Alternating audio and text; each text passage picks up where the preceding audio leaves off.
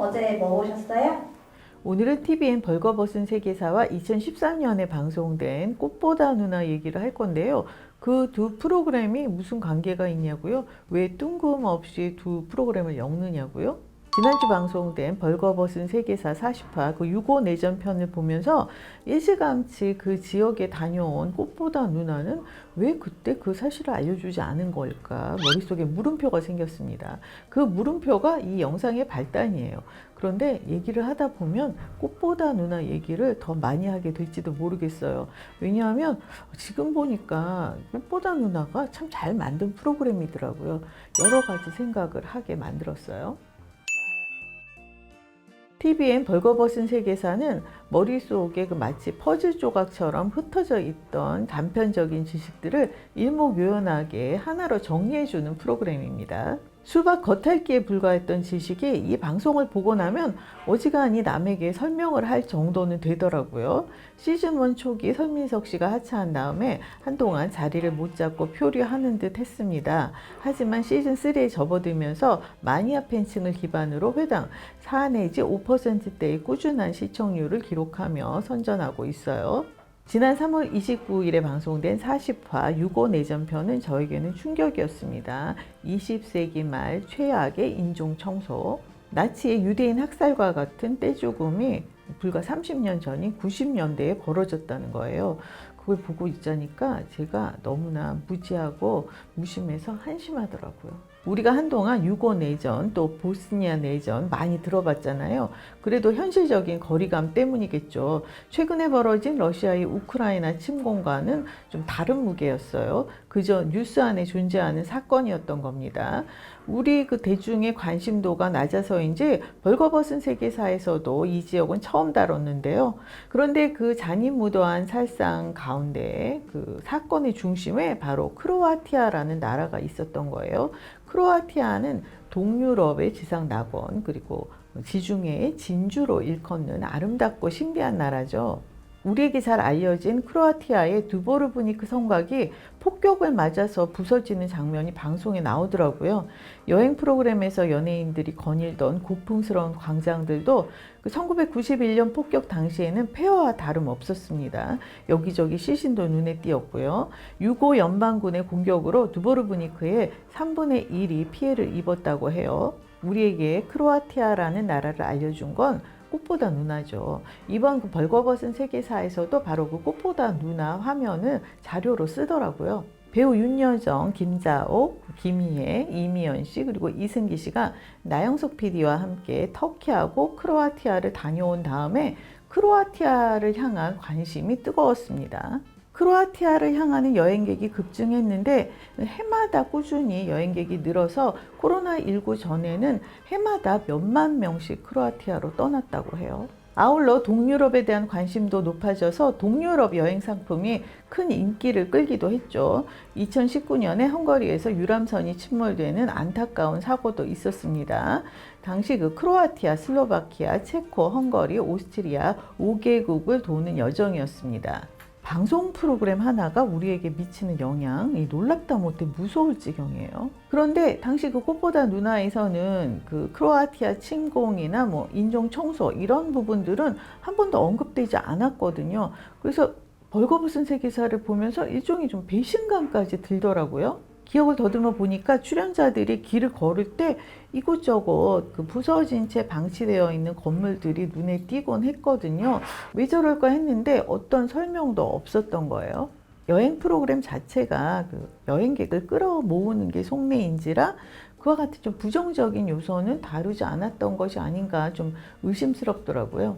혹시 제가 놓친 부분이 있었나 싶어서 이번에 꽃보다 누나 8화를 다 봤습니다. 본편에는 살상이나 침공 얘기는 한 번도 나오지 않았고 감독판이죠. 그러니까 에필로그인 8화에 잠깐 유고 연방군이 두보르브니크를 침공했었다는 얘기를 하더라고요.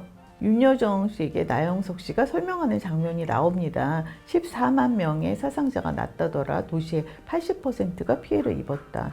윤여정 씨가 그렇게나 많이 막 이렇게 놀라는 장면 잠깐 나왔습니다. 벌거벗은 세계사에 나온 2차 세계대전 즈음의 인종 청소로 최소 17만에서 70만 명이 학살을 당했다는데 그런 얘기는 일체 나오지 않았죠. 크로아티아 현재 인구가 400만 정도예요. 그런데 그 당시에 70만의 사상자가 나왔다는 거죠. 민족과 종교가 다르다는 이유로 엄청난 숫자의 사람들이 피해를 입었던 겁니다.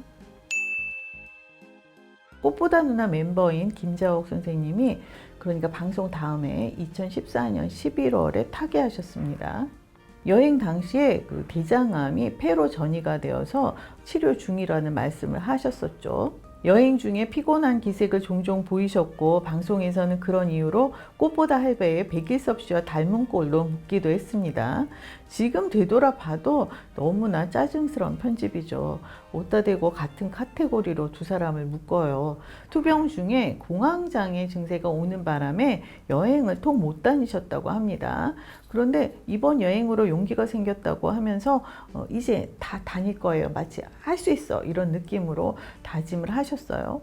영정사진의 김자옥 씨는 활짝 웃는 얼굴에 빨간 치마를 입고 계시더라고요. 그 모습을 보니 이승기 씨를 앞세워서 스플리트 리바거리를 뒤지고 또 뒤져서 빨간 구두를 사시던 장면이 생각나지 뭐예요.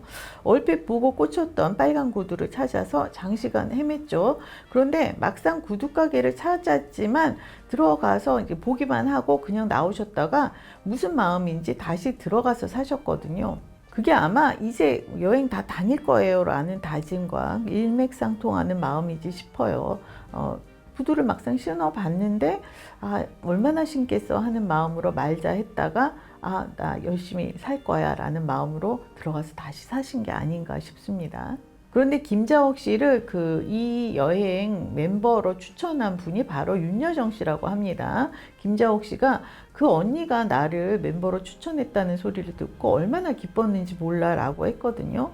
저는 윤여정 씨가 그간 많은 일을 해내셨지만 정말 손으로 꼽을 만큼 잘하신 일이라고 생각합니다. 김자옥 씨를 꽃보다 누나 멤버로 추천하신 일.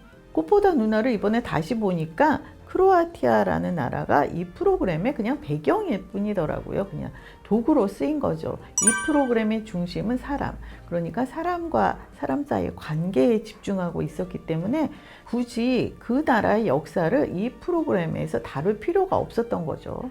방송 중에 김자옥 씨가 이미연 씨에게 나직한 음성으로 미연아 네가 행복했으면 좋겠어 라고 해서 이미연 씨가 많이 울었습니다. 그런가 하면 우연히 스쳐 지나던 한 우리나라 여행객도 기쁘고 행복하세요. 늘 행복했으면 좋겠다는 마음이었어요. 라며 이미연 씨를 도닥여서 이미연 씨가 그때도 눈물을 펑펑 쏟았죠. 윤여정 씨가 물었던가 작품을 계속 고르느냐 이런 질문에 사랑하는 사람이 제게 등을 돌리기 전에 제가 먼저 떠나고 싶은 마음이 있다라고 답하더라고요. 혹시라도 실망을 줄까봐 덜컥 작품을 하지 못하는 모양이에요. 그게 2013년의 일이고 지금이 2022년 10년이 지났습니다.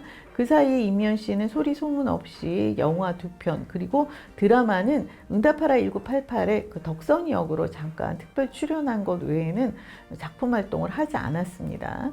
김자옥 씨는 이미연 씨가 자신만의 색깔이 있는 배우라서 반드시 만개할 날이 올 것이라고 했어요. 저도 그날을 기다리고 있습니다. 김희애 씨는 다음 해인 2014년에 파격 설정의 JTBC 밀회로, 이어서 2020년에는 JTBC 부부의 세계로 그야말로 특급 흥행에 성공했고요. 아시다시피 꽃보다 누나로 예능 나들이를 시작했던 윤여정 씨는 윤식당, 윤스테이를 통해 대체 불가능한 예능 캐릭터로 자리 잡았는가 하면 영화 미나리로 아카데미 조연상을 수상하는 쾌거를 올렸습니다. 그런데 김자옥 씨는 그 다음 해인 2014년에 세상을 떠나신 거예요. 제가 이번에 꽃보다 누나를 다시 보기를 하면서 깨달은 건데요. 김자옥 씨가 바로 지금 제 나이에 세상을 떠나셨더라고요. 당시 60대이셨는데 지병으로 몸이 많이 고단하셨을 텐데 화면을 보면 정말 밝고 맑습니다. 그 미소가 정말 환해요. 제 연배에 그렇게 싱그러운 미소를 보여줄 수 있는 사람이 흔치 않습니다. 그런데 당시 저는 50대였죠. 그 연세 있으신 분들이 괜히 따라 나서서 젊은 사람들 생고생 시킨다 좀 맞듣지 않은 마음이었어요. 이명 진군 역할이었던 이승기 씨가 그 몸고생, 마음고생이 참 심했거든요. 이승기 씨가 그 김자옥 씨의 그 빨간 가방을 들어드리는 장면이 몇 차례나 나왔습니다. 아시는 분은 아실 테지만 제가 자기 짐 건사 못하는 사람을 보면 아주 질색을 합니다. 본인이 건사 못할 거면서 왜 굳이 들고 나오나 이런 마음인 거죠. 아마 이승기 씨는 그 당시에 기꺼이 김자옥 선생님의 가방을 드렸던 일 참 다행이라고 생각하겠죠. 윤여정 선생님이 방송에서 이런 말씀을 하셨어요. 한때는 윤여정 선생님도 주인공이고 잘 나갔죠. 그런데 이제 중심에서 벗어나니까 홀대도 당하시고 그런 모양이에요. 그럴 때면 그래 그러려면 그래라. 니들도 늙어봐라. 이런 마음이셨다고 합니다. 근데 그 말씀이 바로 저에게 하신 말씀이에요. 10년이 흘러서 바로 저도 60대 그 나이가 됐습니다. 늙은 거죠. 젊었을 적에는 60대의 저를 생각해 보지도 않았습니다. 꿈에서도 생각해 본 적이 없어요. 2019년에 에이핑크 초롱 씨와 보미 씨도 크로아티아에 갔습니다. KBS 여행 예능 배틀트립 167화인데요. 스플리트의 디오클레시안 궁전 앞에서 이집트에서 전리품으로 가져온 스핑크스 조각을 소개하기도 했고, 나로드니 광장에서는 베네치아의 흔적이 시계탑, 그리고 오스트리아 흔적인 건물 하나를 소개했습니다. 크로아티아가 지정학적인 위치로 인해서 얼마나 많은 부침을 겪어왔는지 그 장면 하나로 알 수 있었어요. 배틀트립이 좋았던 건 흔히 그 먹방에 치중하는 그 여행 프로그램들과는 달리 이런 정말 역사적인 정보들을 들려줬기 때문이에요. 보미 씨가 여행 설계를 이번에 처음으로 해봤는데 정말 공부를 하고 오니까 보이는 게 달리 보인다라고 했거든요. 이거 정답입니다. 벌거벗은 세계사 48을 계기로 꽃보다 누나 8편 그리고 배틀트립을 보느라고 하루를 다 보냈습니다. 그러다가 고 김자옥 선생님의 저 이제는 다 다닐 거예요 라는 말씀 한마디 하고 맞물려서 크로아티아라는 나라를 제대로 소개하고 싶다 이런 마음이 생겼어요. 여행이 자유로워지면 저는 바로 떠날 건데요. 제가 다녀와서 여러분 꽃보다 누나와 벌거벗은 세계사 따라잡기 한번 저 같이 하실래요? 그러면 저 따라오실래요?